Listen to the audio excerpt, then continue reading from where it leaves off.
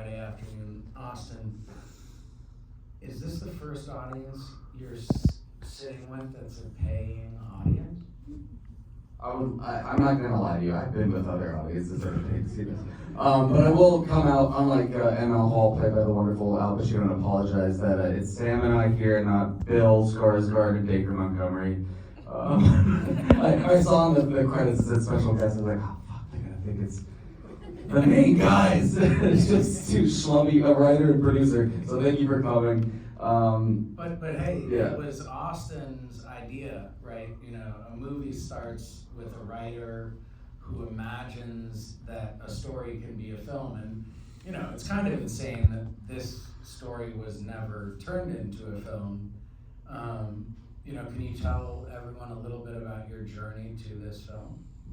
Yeah, in 2020, I heard about this crime on a podcast. And Special thanks.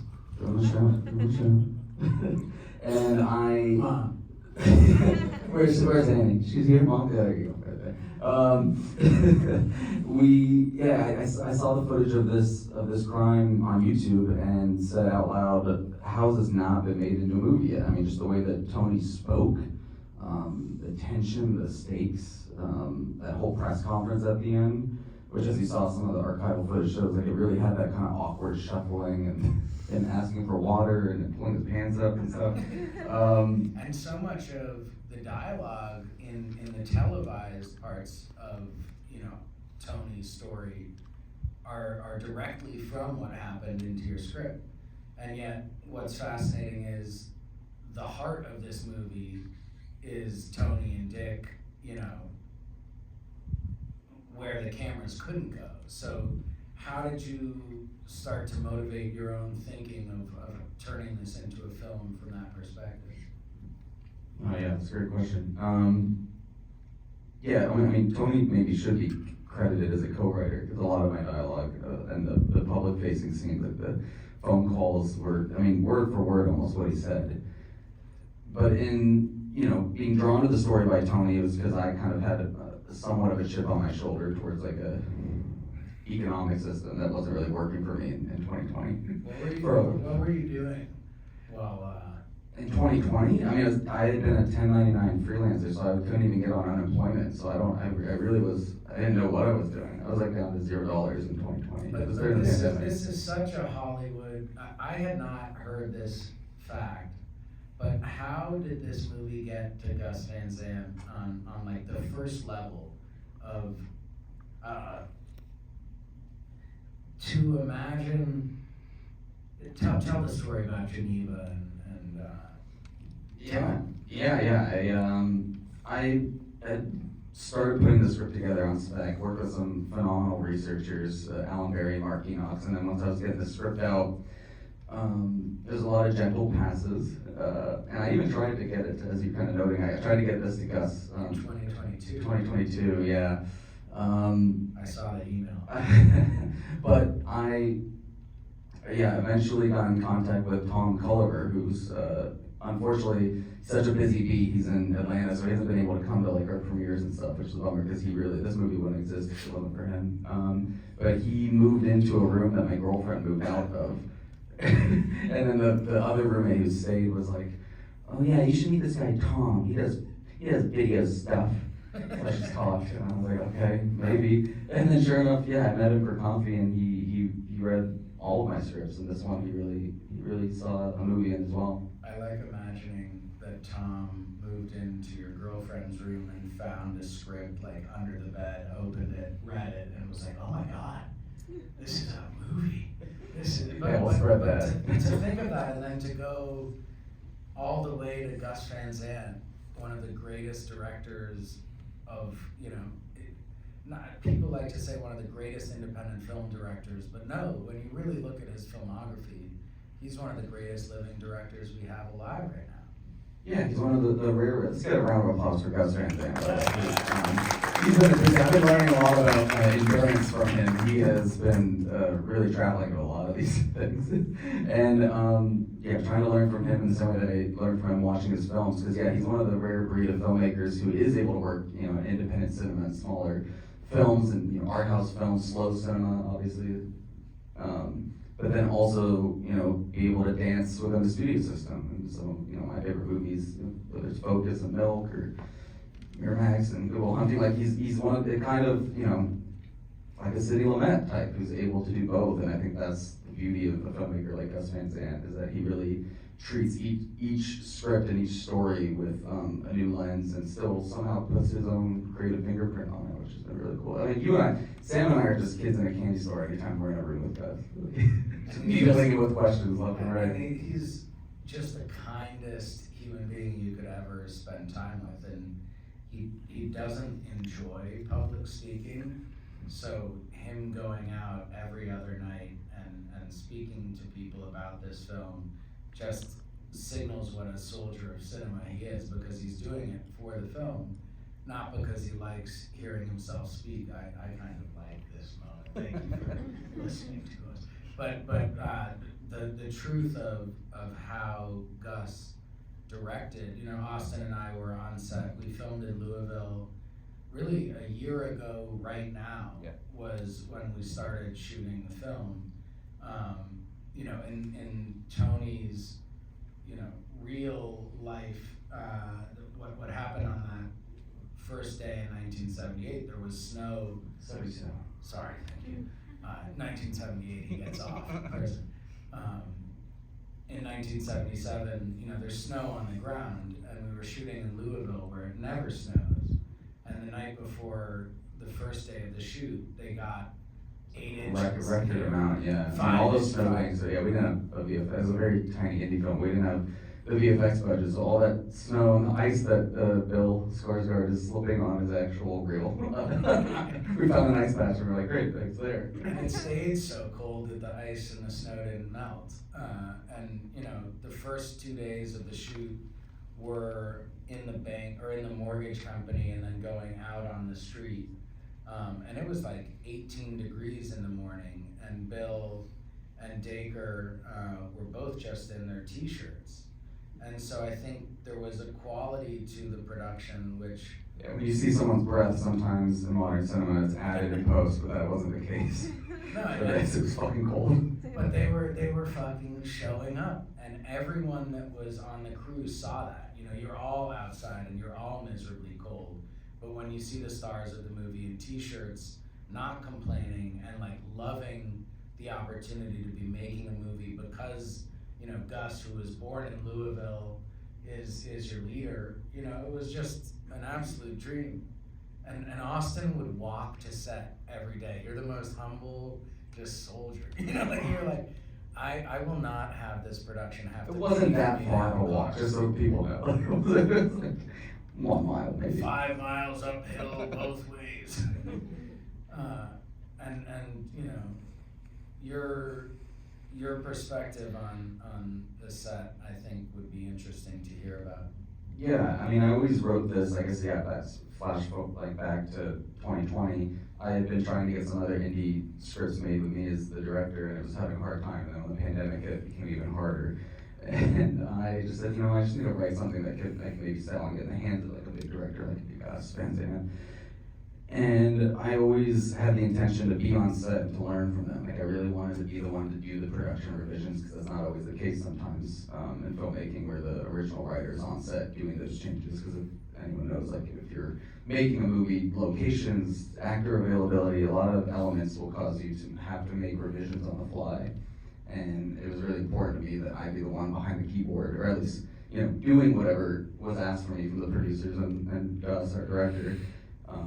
But that I could be there to be the one to actually do it. And that was really important to me, and Gus very, you know, graciously allowed me to do that. So I was on set for all of it. But I didn't want to be like part of the peanut gallery by Video Village or anything. Like I tried. Austin was like off to the side with a novel every day, just like trying not to take, you know, you're such a... I would Derek, our production sound mixer, would give me a context, so I'd be listening to everything. Yeah. Stasi agent. No, you were so, like, it felt like spiritually you were so in it, and yet you had to pull yourself physically away from the impulse to assert yourself.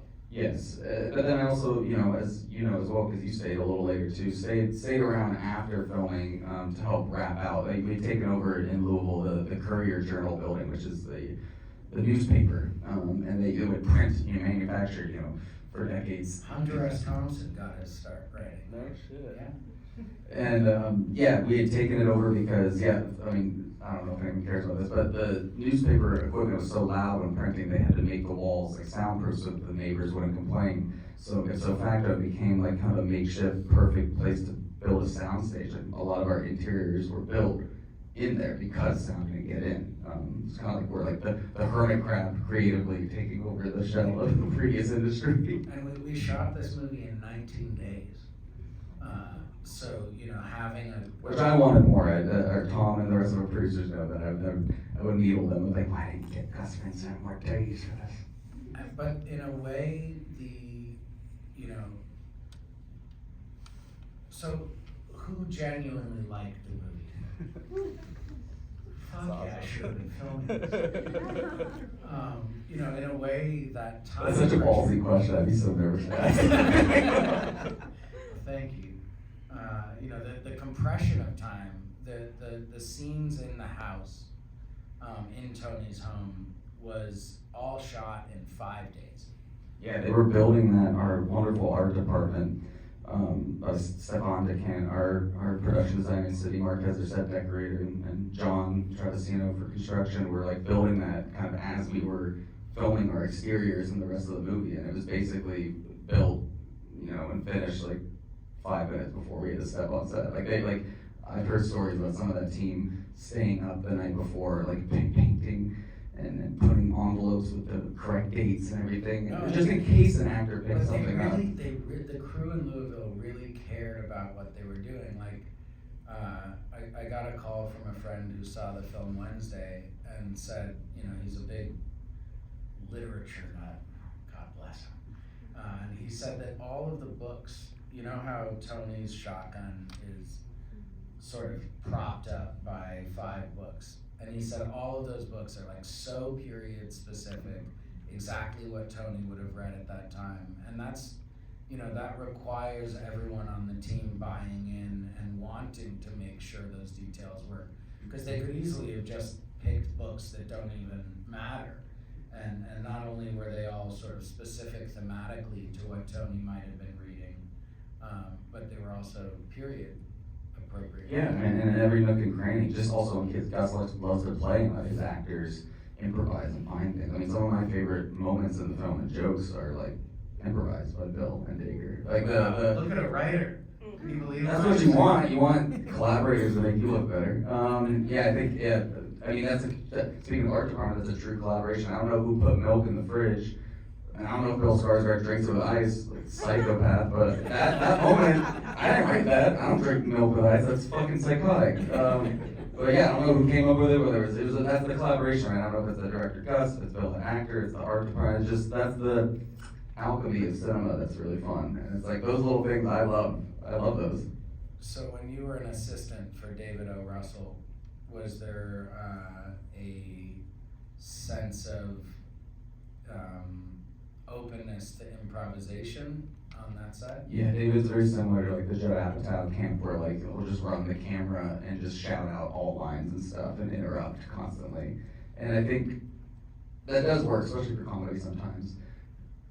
But I found something with Gus, and that Gus never interrupted a take once. I learned a lot from Gus Van Sant on this, and that he was so collaborative and allowed his department heads and actors to come to him with their ideas rather than being prescriptive and starting the day with like a list of demands and here's the plan. Like he just would go post up with his little hoodie and his sides and be like, oh girls, I don't know, what do you want to try? Like he was always like very calm. No, totally. And he let the actors go all the way through a take. I don't think I ever saw him interrupt, even if like the take was going off the rails or forgetting something or something's falling apart. Like he would never call cut. He would let the scene go to completion because you never know when it gets back on the rails. And then you have all of a sudden a beautiful nugget that you will use in the film, like towards the end of the take. So I learned a lot to not interrupt as well, to allow the improvisation to happen.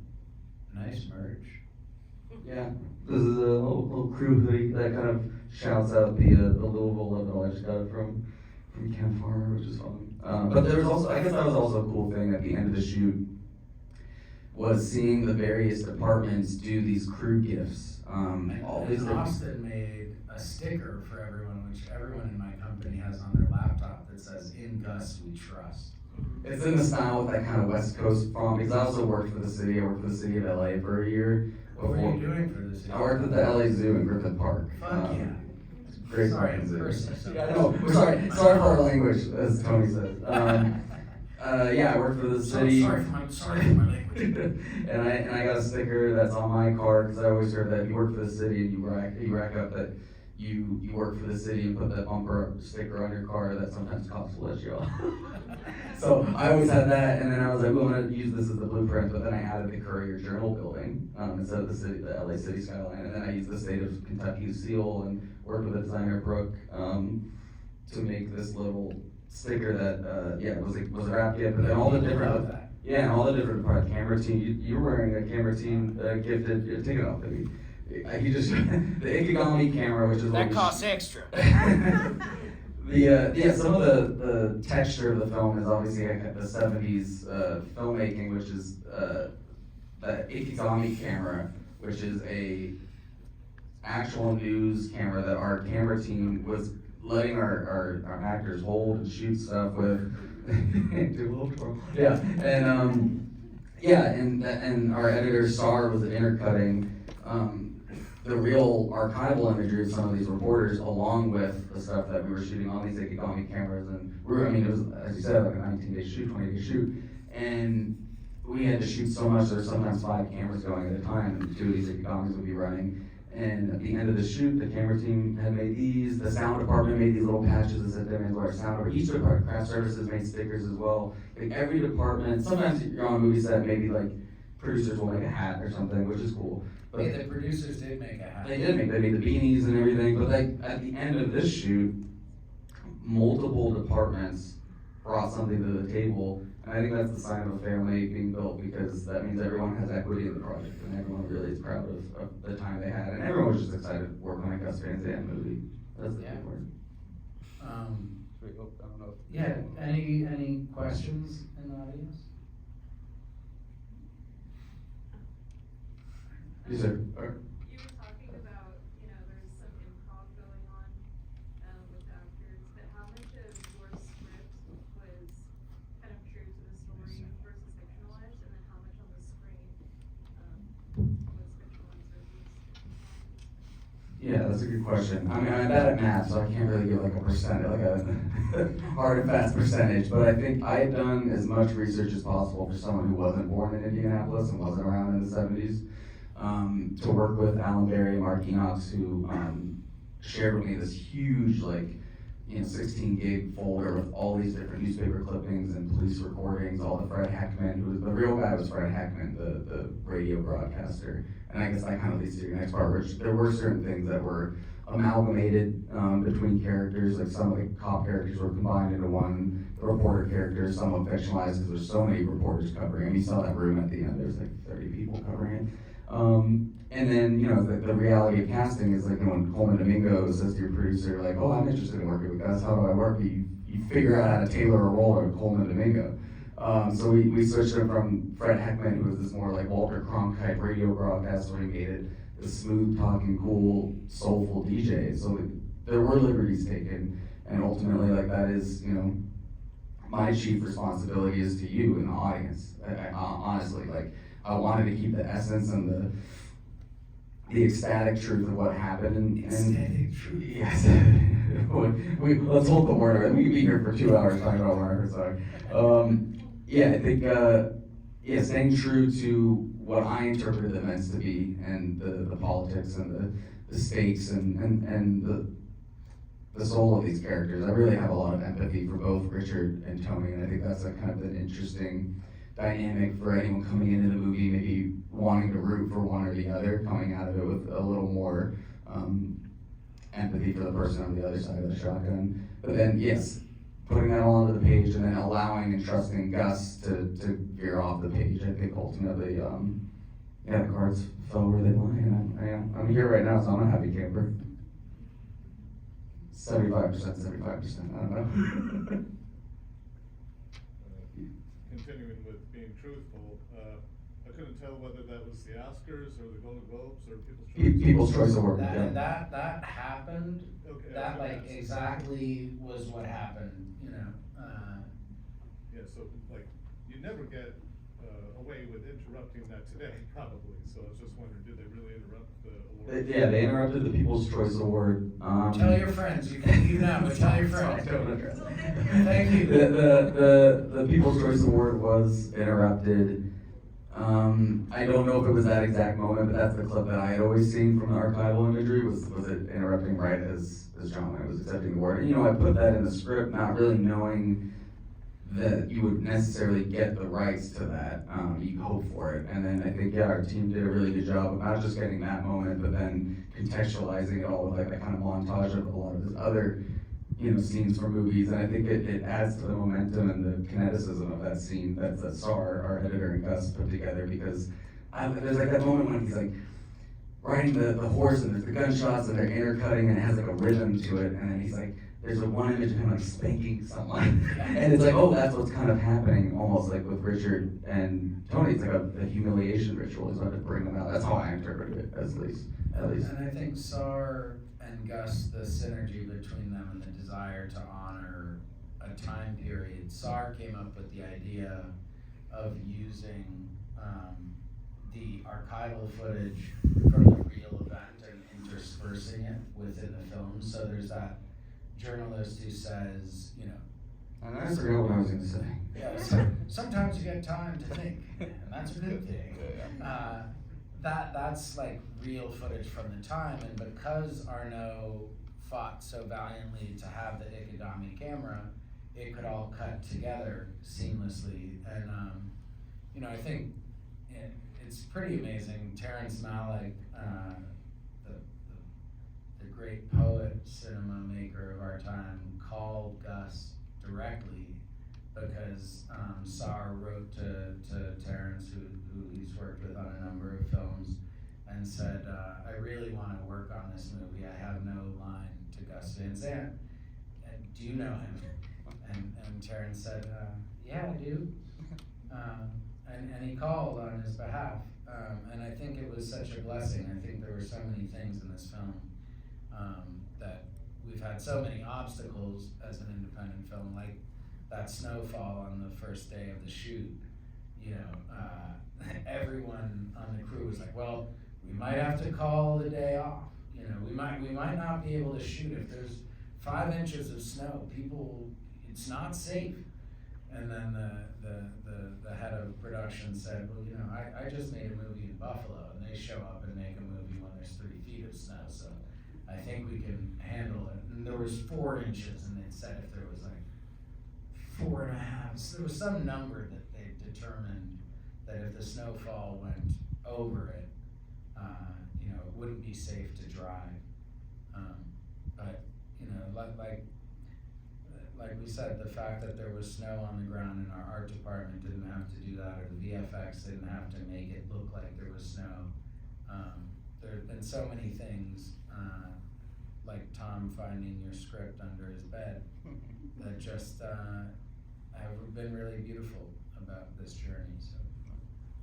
Okay, I just want to compliment on the ongoing shit show line throughout the movie. I truly enjoyed it. Was that part of your original script? The first shit show was in the original script. But then, as we were doing production revisions and just hearing the brilliant Carrie Always. By the way, that's Carrie Always. I know that some people don't recognize him at the end because he's honestly usually clean shaven and blonde. But yeah, he's a real chameleon. He really worked with the Grable family and their archives to build like John Grable out in a way that he's almost unrecognizable. But then yeah, it became this thing where it was like, okay, it's kind of a fun button to certain scenes and let it really elongate. I think we turned the sound off, but if you let the credits go all the way to the tippy top end, he says it one more time. Yeah, I like to let it play all the way, but I know we didn't want to lose any of you, so we had to He hop also in. said it like in the court, right? Like yeah. Yeah, like, at the top of the bells, steps, like, yeah. shit. No, it's fun. And you know, I think some people had given me the note, like, oh, did they say shit show back then? I was like, They're saying it in the movie.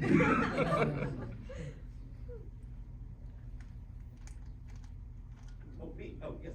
I was struck by the sort of very subtle, like what I found sort of sexual tension between Tony and Richard, especially, you know, with it being a Gus Van Sant film. I'm just wondering, was that in your original script, or was that more of an emergent thing during production? I'll just say this, yeah, I think obviously people come to Gus Van Sant, obviously as a titan in the world of queer cinema. And when you see imagery of a close-up of a bicep with a rope tying itself around it, that will probably lend itself to something. And it's two men trapped in a room, so I don't think I got explicit, but I think I always anticipated maybe some. I think since, you know, early days of writing this and the study of Tony, the character, who's this eccentric guy who, you know, stayed a bachelor. The real Tony, as you saw in the footage, was like 45, 44, and was like, you know, this guy in Indianapolis, who had this kind of larger-than-life personality. I think I anticipated that question, and maybe probably I've seen some Letterboxd reviews. I read every Letterboxd review, by the way, so please be careful what you say to me. And yeah, I think there was some of that. No, I mean, Richard had a wife. I mean, that's also a heartbreaking element too, his family, and he subsequently did divorce from his wife because of the trauma of this event, and it led to some alcoholism, and I don't think it was necessarily returned on Richard's end of the table, but yeah, I think there's certain imagery that I understand why people maybe pick up on that, obviously in relation to Gus as the director. And I remember Gus saying, you know, halfway through the film, like, I think we're making like a buddy picture. like this is not just a fucking thriller. There's something about the way the two of them are playing together. And it's interesting that Bill and Dacre, over the course of like going to dinner and spending time together, the contracted period of production gave them time to actually have that. By the time they arrived in shooting in Tony's home, there was that rapport between the two of them, which I think you can feel in the screen. Yeah, Dacre refers to it as like a dance. They're dance partners a little bit, because it's not just you know, physical element, but like they're having to walk almost in step with each other and move at the same time as physical dance partners. There's an emotional dance that's happening. They need to complement each other or match each other or complement each other in different ways. And Play that exit music. They want us to leave. should we have? I guess one last question. Should we One last question. One last question. I'll get the answer. Just kind of in questions. Would you happen to know if casting of Al Pacino in particular was kind of a bit of stunt casting intended to evoke how they have from him? The question was inconsequential. No, he practiced it. This is an inconsequential question, whether Al Pacino was stunt casting. I think that it was symbolic. I think an actor is a symbol in a film, and the idea that we could have Al Pacino play this role, which is, you know, the most dramatic moment of the film, the core and the heart of the movie, is there is one man who is too greedy to say, I'm sorry, in order to liberate his son from the clutches of a madman, right? Like, all he has to do is say, I'm sorry, Richard. And he says, it's not gonna happen. And that's so fucked up, and I think Al really disappears in the role as much as Al Pacino can disappear into a role. I think he's absolutely marvelous. That scene is working. Yeah, I'll give a short answer. Yeah, I like to wear my influences on my sleeves, and obviously 70s cinema is at the North Star of it. And I think him signing on is, it's not unfair to say that's maybe symbolic of the passing of the torch of cinema a little bit. That's all I'll say. The fruit falls from the tree, Richard. You don't pick it before it's ready. But y'all are amazing audience. Yeah, thank you for coming. Please help get the word out. Hit us up on Rotten Tomatoes and stuff. And Rotten Tomatoes, do the kind of film lives on the strength of people talking about movies. So thank you, Randy, for letting us do this. Can I get a picture of the two of you? Yeah. Sure thing.